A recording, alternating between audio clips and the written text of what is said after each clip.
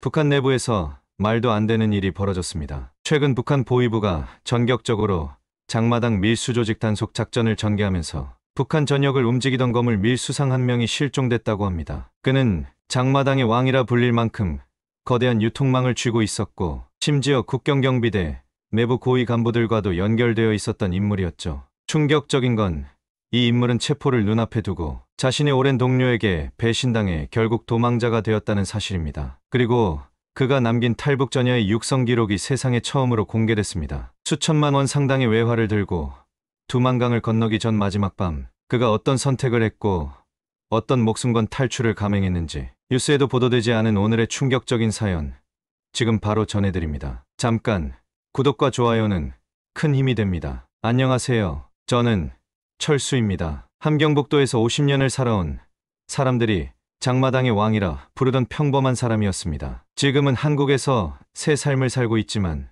그 전의 이야기, 제가 어떻게 이곳까지 오게 되었는지 말씀드리려고 합니다. 북한에서의 제 삶은 항상 생존을 위한 싸움이었습니다. 당에서 공식적으로 인정한 직업은 없었습니다. 서류상으로는 무직자였죠. 하지만 현실은 달랐습니다. 함경북도의 작은 장마당에서 저는 나름의 작은 왕국을 일구고 있었습니다. 모든 것이 부족했던 그곳에서 사람들이 필요로 하는 것들을 구해주는 사람이 되었습니다. 처음 장사를 시작했을 때가 생각납니다. 고난의 행군 시절이었습니다. 국가 배급은 끊어진 지 오래였고 사람들은 굶주림에 시달리고 있었습니다. 제 가족도 마찬가지였습니다. 아내와 두 아이는 하루 한 끼 먹기도 어려운 상황이었습니다. 당시 저는 공장에서 일했는데 월급은 제대로 나오지 않았고 공장도 전기와 원자재 부족으로 제대로 돌아가지 않았습니다. 어느 날 중국 국경 근처에 사는 친척이 찾아왔습니다. 그는 몰래 중국 상품 몇 개를 가져왔는데 그것을 장마당에서 팔면 한 달치 식량을 살 수 있을 거라고 했습니다. 처음에는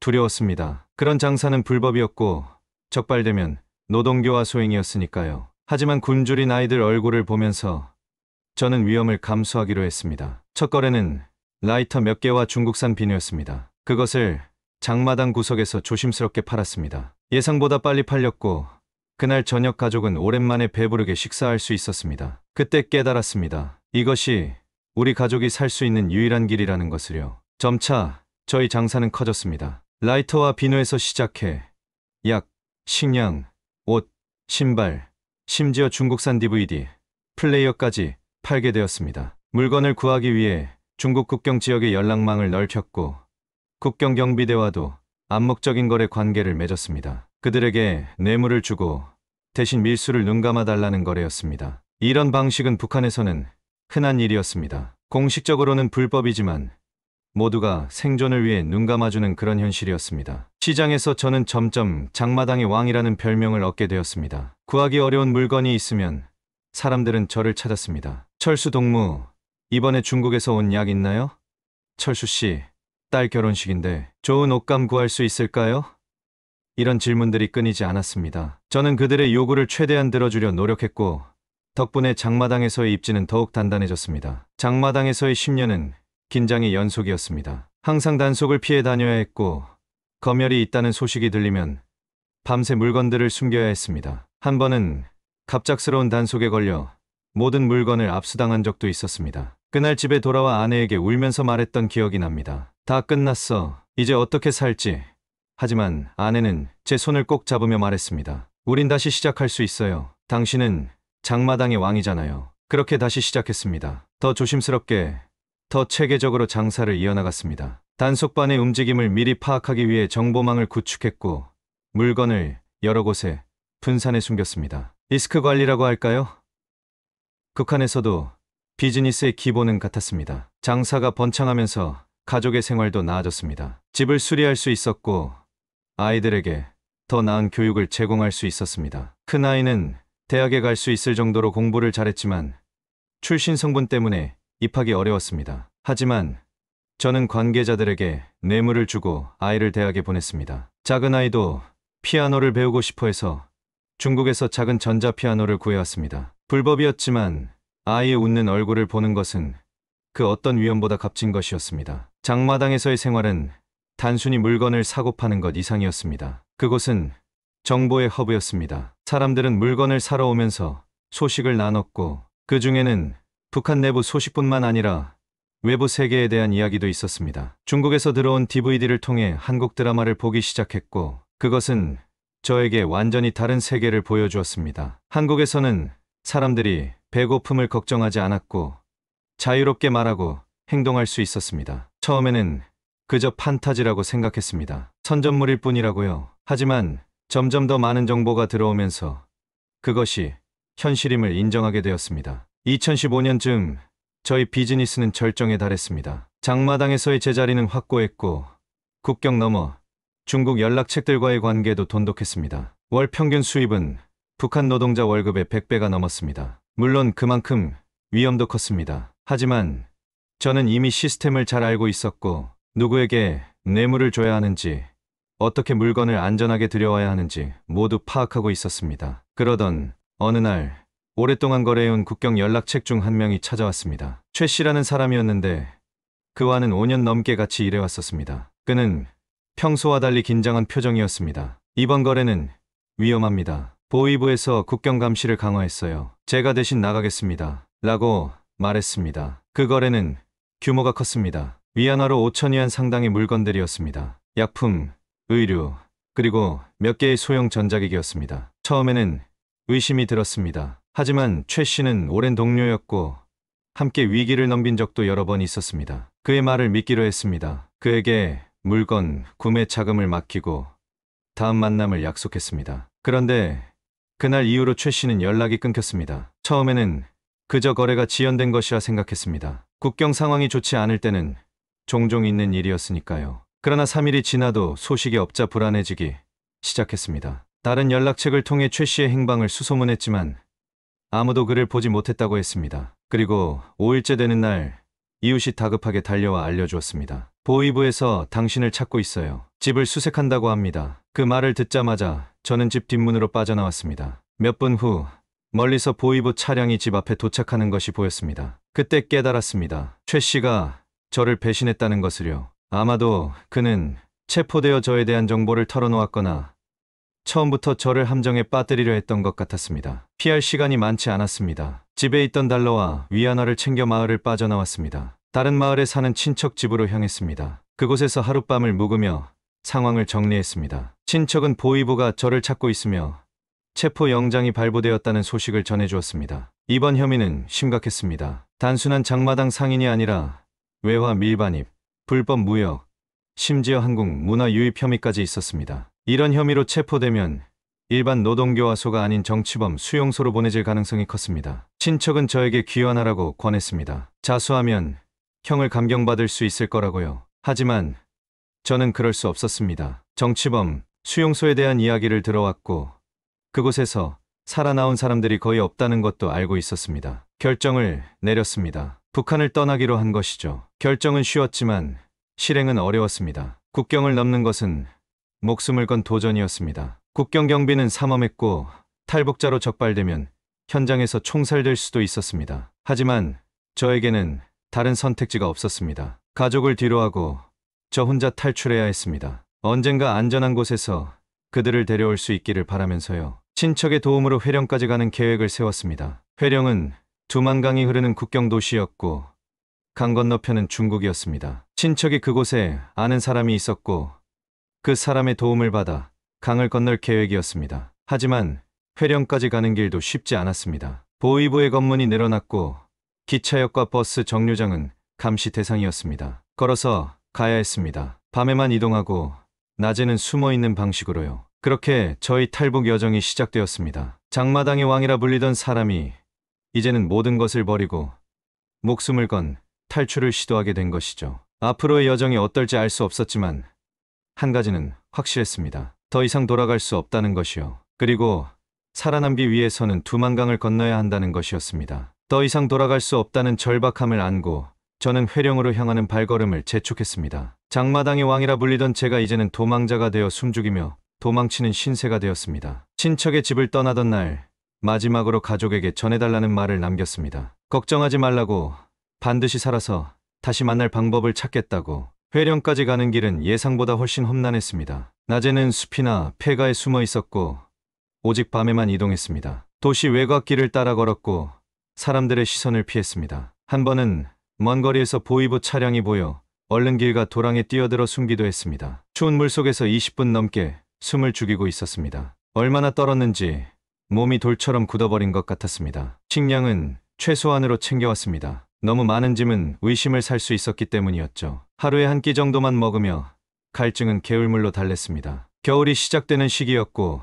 밤에는 기온이 영하로 떨어졌습니다. 두꺼운 외투를 가져왔지만 그것만으로는 턱없이 부족했습니다. 밤새 떨며 걷다가 새벽녘에 숨을 곳을 찾고 체온을 유지하기 위해 잠을 거의 자지 못했습니다. 그렇게 사흘을 걸어 드디어 회령 외곽에 도착했습니다. 친척이 알려준 주소를 찾아가야 했지만 시내로 들어가는 것은 위험했습니다. 회령은 국경 도시인 만큼 검문과 감시가 더 심했기 때문입니다. 마을 외곽에서 하루를 더 기다렸다가 저녁 무렵 시장이 서는 시간에 맞춰 사람들이 많아질 때 시내로 들어갔습니다. 주소를 찾는 것은 생각보다 어려웠습니다. 길을 물어볼 수도 없었고 지도도 없었습니다. 그저 친척이 말해준 대로 시장에서 북쪽으로 가다가 세 번째 골목을 들어가면 있는 붉은 지붕집을 찾아야 했습니다. 다행히 시장은 쉽게 찾을 수 있었고 그곳에서 방향을 잡아 이동했습니다. 마침내 그 집을 찾았을 때는 이미 해가 지고 있었습니다. 조심스럽게 문을 두드렸습니다. 한 60대 여성이 문을 열었고 제가 누구인지 말하자 재빨리 저를 안으로 끌어들였습니다. 그녀는 친척의 지인인 김 씨였습니다. 그녀는 말없이 저를 작은 방으로 안내했고 먹을 것과 따뜻한 물을 가져다 주었습니다. 얼마나 힘들었어요? 김 씨는 조용히 물었습니다. 저는 지난 며칠 동안의 여정을 간략히 들려주었습니다. 그녀는 고개를 끄덕이며 말했습니다. 여기서 쉬어요. 내일 밤에 강을 건널 계획입니다. 김 씨의 설명에 따르면 그녀는 오래전부터 탈북자들을 도와왔다고 했습니다. 남편이 정치범 수용소에 끌려간 후 그녀는 몰래 사람들이 국경을 넘는 것을 도왔다고 합니다. 위험한 일이었지만 그녀는 사람답게 살 권리를 위해 그렇게 한다고 했습니다. 그날 밤 작은 방에 누워 저는 처음으로 깊은 잠에 빠졌습니다. 며칠 동안의 긴장과 피로가 한꺼번에 몰려왔습니다. 잠들기 전 마지막 생각은 아내와 아이들이었습니다. 그들이 안전하기를, 보위부가 그들에게 해를 끼치지 않기를 간절히 바랐습니다. 다음날 아침 김 씨는 저에게 오늘의 계획을 설명해 주었습니다. 두만강은 회령 북쪽 약 5km 지점에서 건너기로 했습니다. 그곳은 비교적 감시가 덜한 곳이라고 했습니다. 물론 경비병들이 있지만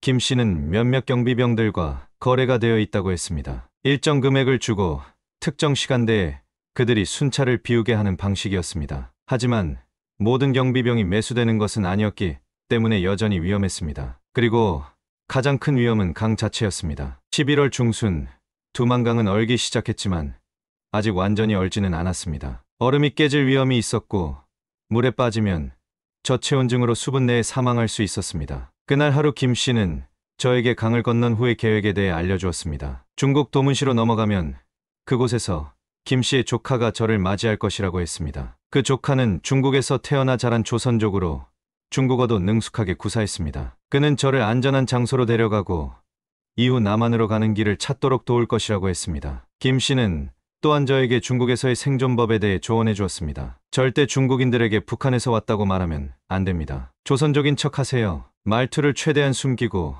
가능하면 말을 적게 하는 게 좋아요. 중국 공안은 탈북자를 발견하면 북한으로 송환시키니까요. 오후가 되자 김 씨는 저에게 새 옷을 주었습니다. 북한 옷이 아닌 중국산 옷이었습니다. 그리고 신발과 가방도 새 것으로 바꿔주었습니다. 이렇게 하면 국경을 넘어가도 덜 의심받을 거예요. 저녁을 먹은 후 우리는 출발 준비를 했습니다. 김 씨는 작은 배낭에 약간의 식량과 물, 그리고 담요를 넣어주었습니다. 그리고 가장 중요한 것, 중국 돈 위안화 3,000원을 주었습니다. 이건 제가 모아둔 것입니다. 중국에서 천몇 주를 버틸 수 있을 거예요. 저는 그 돈을 받으며 눈물이 났습니다. 이런 은인을 어떻게 갚아야 할지 몰랐습니다. 걱정 마세요. 언젠가 자유로운 곳에서 만나요. 김 씨는 그렇게 말했습니다. 밤 9시경 우리는 집을 나섰습니다. 김 씨는 저를 직접 강가까지 안내해 주기로 했습니다. 회령 시내를 빠져나가는 것이 첫 번째 과제였습니다. 골목길로만 이동했고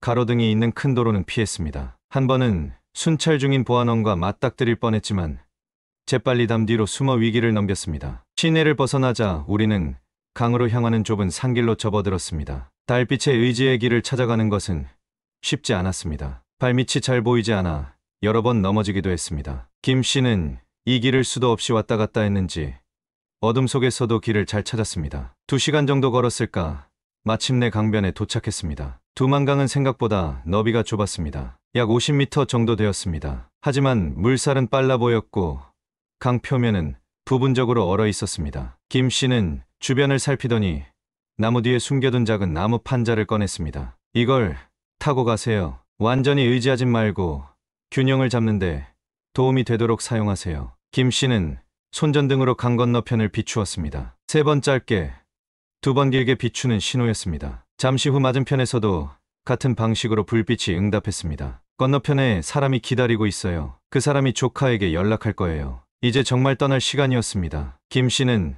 저를 꼭 안아주었습니다. 반드시 살아남으세요. 그리고 자유를 찾으세요. 강으로 들어서기 전 저는 마지막으로 뒤를 돌아보았습니다. 어둠 속에 서 있는 김 씨의 모습, 그리고 멀리 보이는 북한의 불빛들. 제가 태어나고 50년을 살아온 땅이었습니다. 그곳에는 여전히 제 가족이 있었고 추억이 있었습니다. 하지만 이제 그곳은 저에게 감옥이나 다름없었습니다. 살기 위해서는 떠나야 했습니다. 조심스럽게 강물에 발을 디뎠습니다. 차가운 물이 장화를 타고 스며들었습니다. 판자를 물에 띄우고 그것을 잡은 채 천천히 걸어 나갔습니다. 물은 허벅지까지 차올랐고 찬물의 다리가 곧 감각을 잃어갔습니다. 하지만 멈출 수는 없었습니다. 강 중간쯤 왔을 때 멀리서 개 짖는 소리가 들렸습니다. 그리고 손전등 불빛이 보였습니다. 경비병들이었습니다. 심장이 멎는 줄 알았습니다. 김 씨가 연락한 경비병이 아닌 다른 순찰대가 온 것 같았습니다. 물속에서 몸을 낮추고 최대한 소리를 내지 않으려 노력했습니다. 다행히 경비병들은 강의 다른 부분을 살피고 있었고 저를 발견하지 못했습니다. 그 순간 제 머릿속에 이상한 생각이 스쳤습니다. 내가 뭘 잘못했나?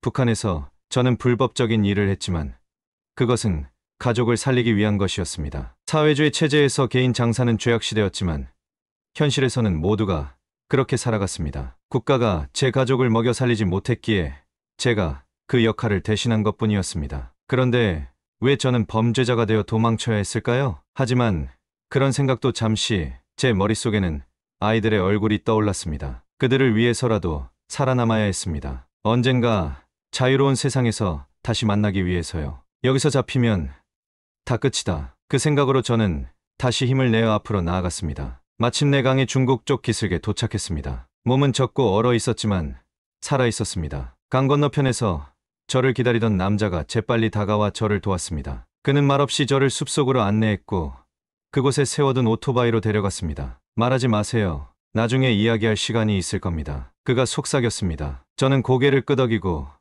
그의 뒤에 올라탔습니다. 오토바이는 숲길을 따라 빠르게 달렸고 약 30분 후 우리는 작은 마을에 도착했습니다. 중국 도문시의 외곽이었습니다. 그는 저를 작은 창고 같은 건물로 데려갔습니다. 안에는 이미 2명의 다른 탈북자들이 있었습니다. 그들도 최근에 강을 건넌 사람들이었습니다. 한 사람은 20대 초반의 젊은 여성이었고 다른 한 사람은 40대로 보이는 남성이었습니다. 여기서 며칠 기다리셔야 합니다. 제 사촌이 라오스로 가는 길을 알아보고 있습니다. 남자가 말했습니다. 그제서야 그가 김 씨의 조카임을 알게 되었습니다. 그의 이름은 최 씨였습니다. 창고 안에는 간이 침대와 작은 스토브, 그리고 약간의 식량이 있었습니다. 최 씨는 우리에게 옷을 갈아입고 쉬라고 한 뒤 떠났습니다. 내일 다시 올게요. 처음으로 북한 땅을 벗어난 그날 밤, 저는 묘한 감정에 사로잡혔습니다. 안도감과 두려움, 그리고 불안이 뒤섞였습니다. 이것이 자유의 첫걸음이라고 생각했지만 동시에 전혀 자유롭지 않다는 것도 알았습니다. 중국에서 저는 불법 체류자였고 언제든 체포되어 북한으로 송환될 수 있었습니다. 진정한 자유는 아직 멀리 있었습니다. 창고 창문으로 보이는 중국의 밤하늘은 북한의 그것과 다르지 않았습니다. 같은 별, 같은 달이 비치고 있었죠. 하지만 그 아래의 세상은 완전히 달랐습니다. 전기가 끊기지 않는 도시, 먹을 것이 넘쳐나는 시장, 사상을 감시당하지 않는 사람들. 그런 세상을 이제 막 밟기 시작했습니다. 함께 있던 다른 탈북자들과 조용히 이야기를 나눴습니다. 젊은 여성은 해산에서 왔다고 했습니다. 대학생이었지만 성분이 좋지 않아 항상 차별받았다고 했습니다. 그녀는 한국 드라마를 보다가 적발되어 도망쳤다고 했습니다. 남성은 전 군인이었습니다. 부대에서 식량을 훔쳐먹었다는 혐의로 처벌받기 직전에 탈출했다고 했습니다. 우리 모두 다른 이유로 이곳에 왔지만 한 가지 공통점이 있었습니다. 더 나은 삶, 인간다운 삶을 살고 싶다는 열망이었습니다. 북한에서는 그저 생존하기 위해 모든 것을 걸어야 했지만 이제 우리는 진정한 삶을 찾아 떠났습니다. 최 씨가 말한 대로 우리는 그 창고에서 며칠을 더 기다려야 했습니다. 여행 계획이 세워지고 다음 목적지로 가기 위한 준비가 필요했습니다. 그 며칠 동안 저는 계속해서 생각했습니다. 이제 더 이상 장마당의 왕이 아닌 한 명의 탈북자로서 저는 어떤 미래를 찾아갈 수 있을까요? 그리고 언젠가 제 가족을 다시 만날 수 있을까요? 그 생각들이 저를 괴롭혔지만 동시에 앞으로 나아갈 힘이 되었습니다. 일주일 후 우리의 여정은 계속되었습니다. 중국에서의 첫 번째 관문을 통과했지만 아직 긴 여정이 남아 있었습니다. 다음 단계는 중국 내륙으로 이동하는 것이었고 그 이후에는 중국을 벗어나 제3국으로 가야 했습니다. 그곳에서 한국 대사관에 망명을 신청하는 것이 계획이었습니다. 길고 위험한 여정이 예상되었지만 이미 가장 큰 첫걸음을 뗀 저에게는 이제 돌아갈 길이 없었습니다. 오직 앞으로 나아갈 뿐이었습니다. 중국 도문시 외곽의 창고를 떠나던 날, 최 씨는 우리에게 새로운 신분증을 건네주었습니다. 물론 가짜였지만 중국 내에서 이동할 때 필요하다고 했습니다. 저는 김명철이라는 새 이름을 받았습니다. 조선족으로 위장하기 위한 것이었죠. 최 씨는 우리에게 중국어 기본 인사말도 가르쳐 주었습니다. 경찰에게 검문당했을 때 한어를 못한다고 말할 수 있도록요. 우리는 밤중에 작은 트럭에 실려 이동했습니다. 트럭 뒤편에는 야채 상자들이 쌓여 있었고 우리는 그 사이에 숨어 있었습니다. 트럭은 밤새 달렸고 다음날 아침 우리는 지린성의 어느 작은 도시에 도착했습니다. 그곳에서 우리는 다시 헤어졌습니다. 각자 다른 브로커들에게 인계되었고 서로 다른 경로로 이동하게 되었습니다. 안전을 위한 조치였습니다. 한 무리가 잡히더라도 다른 사람들은 안전할 수 있도록요. 저를 맡은 브로커는 30대 중반쯤 되어 보이는 조선족 남성이었습니다. 리 씨라고 불렀습니다. 그는 저를 지린성의 한 작은 마을로 데려갔고 그곳에 있는 라면 공장에서 일하게 해주었습니다. 당장 중국을 벗어나는 것은 위험하니 몇 개월 동안 이곳에서 돈을 모으고 상황을 지켜보자고 했습니다. 라면 공장에서의 생활은 상상했던 자유와는 거리가 멀었습니다. 하루 12시간씩 일했고 쉬는 날도 거의 없었습니다. 숙소는 공장 뒤편의 작은 기숙사였고 같은 방에 6명이 함께 살았습니다. 그 중에는 저처럼 탈북자도 있었고 중국 농촌에서 온 이주 노동자들도 있었습니다. 임금은 정식 노동자의 절반도 안 되었습니다. 불법 체류자였기에 제대로 된 대우를 받을 수 없었죠. 공장주는 우리가 신고할 수 없다는 것을 알고 있었고 그것을 이용했습니다. 하지만 그나마 숨을 곳과 먹을 것이 있다는 사실에 감사했습니다. 무엇보다 북한으로 송환될 걱정은 덜했으니까요. 공장에서 일하는 동안 저는 중국어를 조금씩 배우기 시작했습니다. 간단한 대화는 할 수 있게 되었고 시장에 가서 물건을 사는 정도는 가능해졌습니다. 그러면서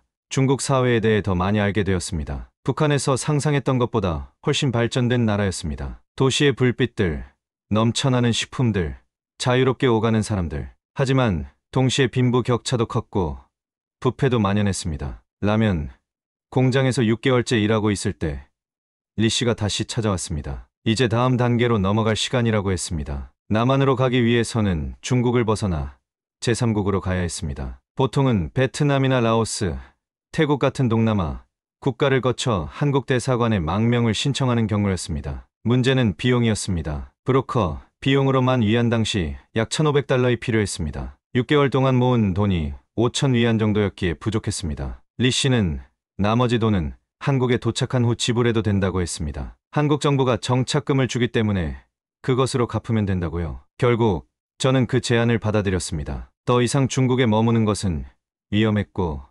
언젠가는 반드시 한국으로 가야 했기 때문입니다. 북한에 두고 온 가족을 생각하면 하루라도 빨리 안정을 찾고 그들을 도울 방법을 찾아야 했습니다. 2016년 봄 저는 윈난성을 통해 라오스로 향하는 여정을 시작했습니다. 리 씨가 소개해준 또 다른 브로커가 저를 포함한 5명의 탈북자들을 인솔했습니다. 우리는 기차를 타고 중국 남부로 이동했고 그곳에서 국경 지역으로 가는 버스로 갈아탔습니다. 윈난성의 산악 지역에 도착한 우리는 이틀 동안 산길을 따라 걸어야 했습니다. 국경 검문소를 우회하기 위한 것이었죠. 50대 중반인 저에게는 쉽지 않은 여정이었습니다. 젊은 탈북자들은 앞서 나갔고 저는 뒤처지기 시작했습니다. 한 번은 너무 지쳐 길가에 주저앉았는데 브로커가 다가와 말했습니다. 조금만 더 견디세요. 이 산을 넘으면 라오스입니다. 자유가 기다리고 있어요. 그 말에 힘을 내어 계속 걸었습니다. 마침내 우리는 중국 라오스 국경을 넘었고 라오스 측 브로커들이 우리를 맞이했습니다. 그들은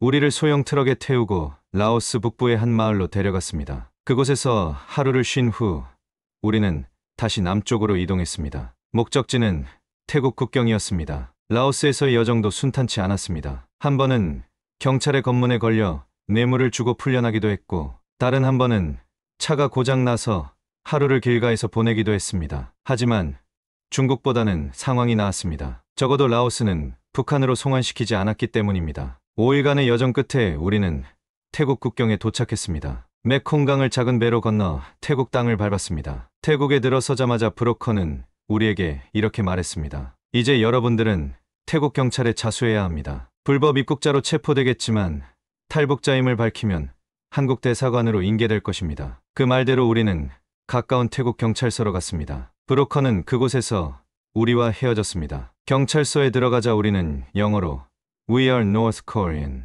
help, South Korea 라고 말했습니다. 브로커가 가르쳐준 문장이었습니다. 태국 경찰은 우리를 이민국 수용소로 보냈습니다. 그곳에서 저는 약 3주를 보냈습니다. 수용소 생활은 힘들었지만 최소한의 식사와 잠자리는 제공되었습니다. 무엇보다 중요한 건 안전했다는 것입니다. 더 이상 북한으로 강제 송환될 위험은 없었습니다. 3주 후 한국 대사관 관계자들이 수용소를 방문했습니다. 그들은 우리가 북한 이탈 주민임을 확인하기 위한 면담을 진행했습니다. 북한의 지리, 정치 체제, 최근 소식 등에 대해 물었습니다. 이는 북한 사람인지 확인하기 위한 과정이었습니다. 면담이 끝난 후 그들은 곧 한국으로 데려갈 것이라고 약속했습니다. 약 한 달 후 저는 방콕의 한국 대사관으로 이송되었고 그곳에서 한국행 비행기를 탈 준비를 했습니다. 대사관에서 임시 여권을 발급받았고 한국에 도착하면 어떤 절차가 있는지에 대한 설명도 들었습니다. 2016년 5월 저는 인천국제공항에 도착했습니다. 북한을 떠난 지 약 8개월 만이었습니다. 공항에 내리자마자 국가정보원 직원들이 저를 맞이했고 그들은 저를 국정원 시설로 데려갔습니다. 이곳에서 약 3개월간 조사를 받게 된다고 했습니다. 이는 모든 탈북자들이 거치는 절차였습니다. 국정원에서의 조사는 생각보다 길고 상세했습니다. 북한에서의 신원, 직업, 탈북 경로, 가족관계 등 모든 것을 물었습니다. 때로는 같은 질문을 다른 방식으로 여러 번 물어보기도 했습니다. 북한 스파이가 아닌지 확인하는 과정이었습니다. 처음에는 의심받는 것 같아 기분이 나빴지만 국가 안보를 위한 필수 절차임을 이해했습니다. 조사가 끝난 후 저는 하나원으로 이송되었습니다. 하나원은 탈북자들의 남한 사회 적응을 돕는 시설이었습니다. 그곳에서 3개월 동안 남한의 사회, 경제, 문화에 대해 배웠습니다. 컴퓨터 사용법, 은행 이용법, 지하철 타는 법 등 기본적인 생활 기술부터 한국의 역사, 민주주의, 자본주의에 대한 교육까지 받았습니다. 하나원에서의 생활은 때로 혼란스러웠습니다. 50년 넘게 살아온 방식과 전혀 다른 사회 시스템을 배우는 것은 쉽지 않았습니다. 특히 자본주의 경제 개념은 이해하기 어려웠습니다. 북한에서는 모든 것이 국가 소유였고 개인의 경제 활동은 매우 제한적이었으니까요. 하지만 장마당에서의 경험이 오히려 도움이 되었습니다. 물건의 가치를 파악하고 거래하는 감각은 자본주의 사회에서도 유용했습니다. 하나원 생활 중 가장 인상 깊었던 것은 서울 견학이었습니다. 고층 빌딩들, 밤에도 환하게 빛나는 거리, 다양한 상점들. 북한에서는 상상도 할 수 없는 풍경이었습니다. 특히 대형 마트에 갔을 때는 정말 충격이었습니다. 한 건물 안에 모든 것이 있었습니다. 식품부터 의류, 전자제품까지. 북한에서는 이런 것들을 구하기 위해 여러 장마당을 돌아다녀야 했는데 여기서는 한 곳에서 모든 것을 살 수 있었습니다. 2016년 10월 하나원 교육을 마치고 저는 드디어 자유의 몸이 되었습니다. 정부에서는 정착금과 함께 서울 외곽의 작은 임대 아파트를 제공해 주었습니다. 또한 취업 지원과 의료보험 혜택도 받았습니다. 이제 정말 새로운 삶이 시작되는 순간이었습니다. 하지만 현실은 생각보다 훨씬 어려웠습니다. 무엇보다 언어의 장벽이 컸습니다. 같은 한국어를 사용하지만 나만의 한국어에는 외래어와 신조어가 너무 많았고 억양도 달랐습니다. 간단한 대화는 가능했지만 깊은 대화나 업무 관련 대화는 어려웠습니다. 취업도 큰 난관이었습니다. 50대 중반인 저에게 적합한 일자리를 찾는 것은 쉽지 않았습니다. 북한에서의 경력은 인정받지 못했고 컴퓨터 사용이나 현대 기술에 익숙하지 않아 사무직은 꿈도 꿀 수 없었습니다. 결국 처음 시작한 일은 건설 현장 잡부였습니다. 무거운 자재를 나르고 쓰레기를 치우는 단순 노동이었습니다. 처음 몇 달은 정말 힘들었습니다. 육체적으로 힘든 것보다 정신적 고립감이 더 괴로웠습니다. 가족과 떨어져 있다는 생각, 그들의 안위를 걱정하는 마음, 그리고 새로운 환경에 적응해야 한다는 압박감이 저를 짓눌렀습니다. 밤에는 자주 악몽을 꾸었고 때로는 정말 잘한 선택이었을까 하는 의심이 들기도 했습니다. 그러던 어느 날 건설 현장에서 일하던 중 한 관리자가 저에게 다가왔습니다. 그는 제가 콘크리트를 조합하는 방식이 인상적이라며 어디서 배웠냐고 물었습니다. 저는 북한에서 잠시 건설 일을 했던 경험을 이야기했고 그는 저에게 기계 운전을 배워보지 않겠냐고 제안했습니다. 그것이 전환점이었습니다. 그 관리자의 도움으로 저는 포크레인 운전 교육을 받게 되었고 6개월 후에는 자격증까지 취득했습니다. 자격증이 있으니 임금도 올랐고 일의 강도도 줄었습니다. 처음으로 전문가로서 인정받는 느낌이었습니다. 경제적 여유가 생기자 저는 북한에 남겨진 가족에게 연락을 취하기 시작했습니다. 중국과 북한 국경 지역에서 활동하는 브로커들을 통해서였습니다. 비용이 많이 들었지만 2017년 말 마침내 아내와 통화할 수 있었습니다. 그녀의 목소리를 듣는 순간 눈물이 멈추지 않았습니다. 아내는 제가 탈북한 후 보위부의 신문을 받았지만 다행히 심각한 처벌은 면했다고 했습니다. 그러나 가족은 불순분자 가족이라는 낙인이 찍혀 감시 대상이 되었다고 했습니다. 아이들은 모두 건강했고 작은 아이는 이제 결혼할 나이가 되었다고 했습니다. 그 통화 이후로 저는 정기적으로 돈을 송금하기 시작했습니다. 브로커를 통해 중국 위안화로 바꾸어 북한으로 전달했습니다. 한국 생활이 3년 차에 접어들 무렵 저는 어느 정도 안정을 찾았습니다. 포크레인 기사로 정식 취업했고 월급도 남한 평균에 가까워졌습니다. 가족에게 정기적으로 송금했고 언젠가 그들도 데려올 계획을 세우고 있었습니다. 하지만 탈북자 신분으로 가족을 데려오는 것은 매우 복잡하고 위험한 일이었습니다. 2019년 초 저는 작은 꿈을 실현했습니다. 서울 외곽에 작은 찻집을 열었습니다. 건설 일을 계속하면서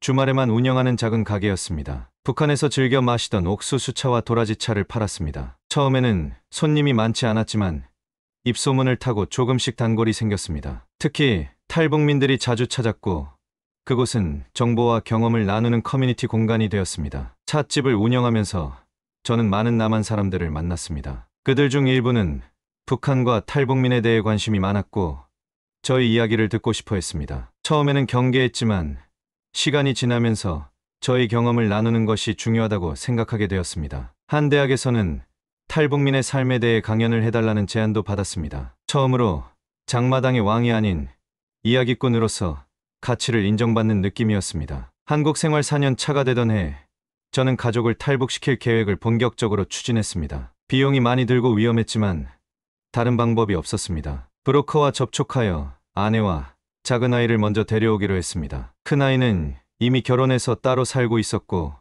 나중에 데려올 계획이었습니다. 계획은 세워졌지만 실행은 쉽지 않았습니다. 2019년 말 북한은 코로나19로 인해 국경을 완전히 봉쇄했습니다. 탈북이 거의 불가능해졌고 브로커와의 연락도 끊겼습니다. 가족 탈북 계획은 무기한 연기될 수밖에 없었습니다. 그 시기는 정말 힘들었습니다. 가족의 안위가 걱정되었고 연락도 쉽지 않았습니다. 하지만 이상하게도 그 어려움이 저를 더 강하게 만들었습니다. 인생에서 가장 힘든 순간들을 이미 경험했기에 어떤 어려움도 극복할 수 있다는 자신감이 생겼습니다. 2020년 한국 사회는 코로나19로 인해 큰 변화를 겪었습니다. 저희 찻집도 잠시 문을 닫아야 했고 건설 현장 일도 줄어들었습니다. 하지만 그 시간 동안 저는 새로운 기술을 배웠습니다. 스마트폰 사용법, 인터넷 뱅킹, 온라인 쇼핑 등 디지털 기술을 익혔습니다. 55세의 나이에 새로운 것을 배운다는 것은 쉽지 않았지만 적응해야 산다는 것을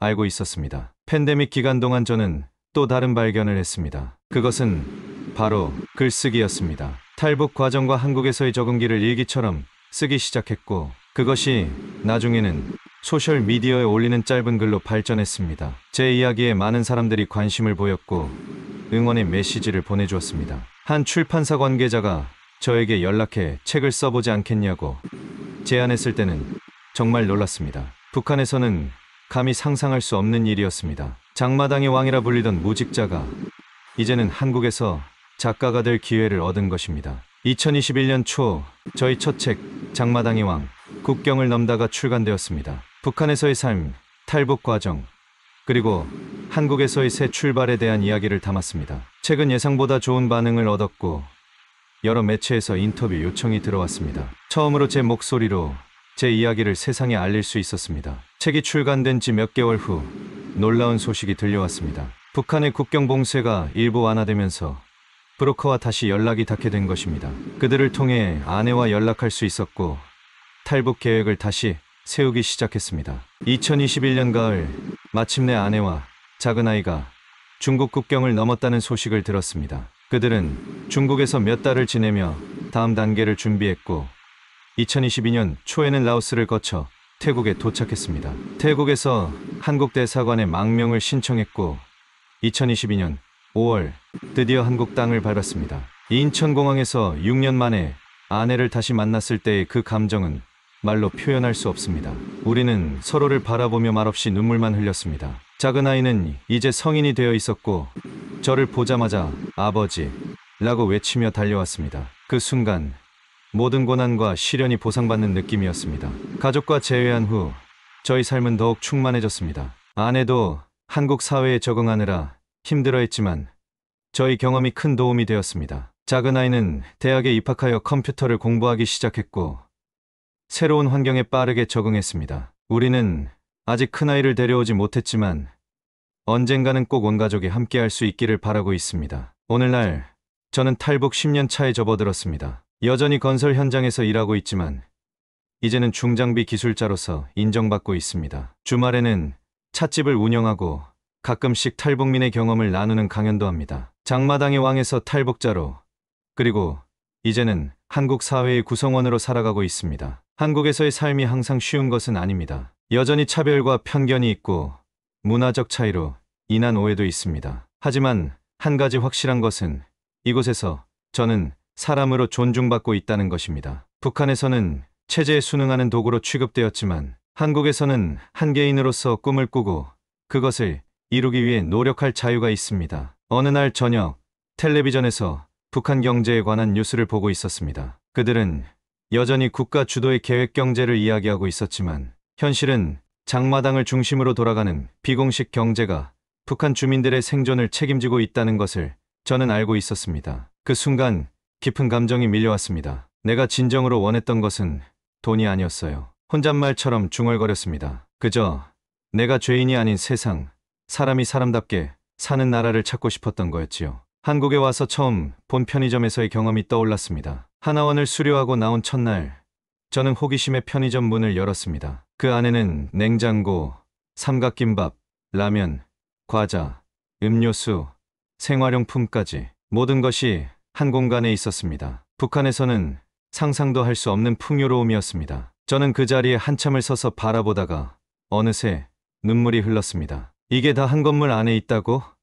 그때 저는 깨달았습니다. 제가 왜 그토록 목숨을 걸고 두만강을 건넜는지를요. 단순히 더 잘 살기 위해서가 아니라 인간다운 삶을 찾아서였습니다. 지금 저는 건설 현장에서 정식으로 일하고 있습니다. 장마당에서 몰래 물건을 팔던 때와는 다릅니다. 땀 흘려 일하면 정당한 대가가 따라오고 그 돈으로 당당하게 생활할 수 있는 사회에 살고 있습니다. 가족에게 매달 돈도 보낼 수 있게 되었고 작은 찻집도 운영하며 새로운 꿈을 키우고 있습니다. 북한에 남아있는 큰아이도 언젠가는 이곳으로 데려올 것입니다. 그것이 쉽지 않다는 것을 알지만 포기하지 않을 것입니다. 이제 저는 도망치지 않습니다. 당당하게 제 권리를 말하고 제 의무를 다하는 대한민국의 시민으로 살아가고 있습니다. 한국을 알게 되면서 가장 큰 감동은 자유와 존엄성에 대한 존중이었습니다. 이곳에서는 누구나 자신의 의견을 말할 수 있고 원하는 직업을 가질 수 있으며 꿈을 꿀 권리가 있습니다. 물론 경쟁이 치열하고 살아가기 쉽지 않은 점도 있지만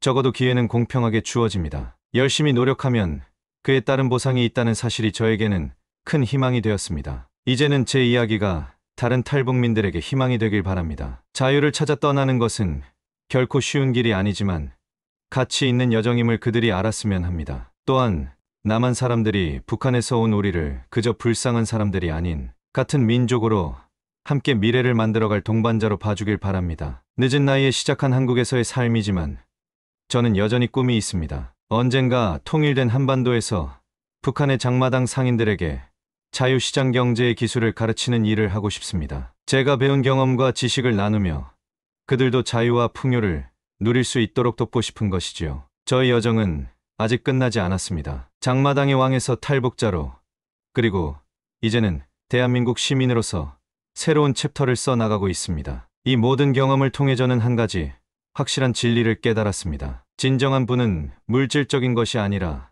자유와 존엄성 속에서 살아갈 수 있는 권리라는 것을요. 오늘 밤 아내와 함께 아파트 창문 너머로 서울의 밤 풍경을 바라보며 저는 조용히 감사의 기도를 올립니다. 두만강의 차가운 물을 건너 이곳까지 오게 해주신 것에 대한 감사함으로요. 그리고 내일 아침 저는 다시 당당하게 현장으로 나갈 것입니다. 더 이상 도망치지 않고 이제는 제 삶의 주인으로서 살아가기 위해서요. 지금까지 평양니우스였습니다. 감사합니다.